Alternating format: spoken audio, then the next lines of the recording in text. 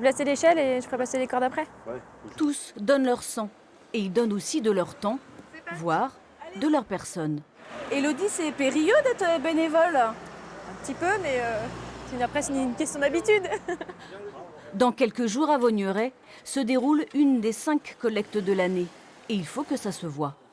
Par exemple avec la pose de banderoles, poser les tracts, les affiches dans les magasins, en essayant d'être là partout où les yeux des gens peuvent se poser et provoquer quelque chose. Il y a aussi un site internet, enfin une page Facebook qui existe. Dans le Rhône, les différentes associations de donneurs de sang rassemblent 250 bénévoles. On le sait peu, mais ce sont eux qui, pour le compte de l'établissement français du sang, font la promotion du don et organisent la collecte. Comme convenu, je vous mets à disposition les sacs à pain. Vous allez pouvoir distribuer à chaque fois que vous donnerez une baguette. C'est l'endroit où tout le monde va, la boulangerie. C'est un lieu de passage comme la presse et qui touche énormément de monde.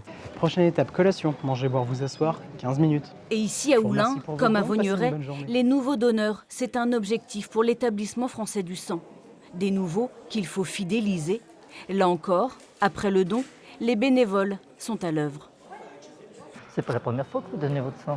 Aujourd'hui, 31% des nouveaux donneurs ont entre 18 et 19 ans. On peut vous faire un chocolat chaud, un thé, un café, une tisane, et puis on a des crêpes. Pourquoi c'est important de les chouchouter, vos donneurs? Parce que, disons qu'on tient absolument à ce qu'ils reviennent, et puis bon, ce sont des gens qui se déplacent, je pense qu'ils méritent quand même d'être reçus convenablement.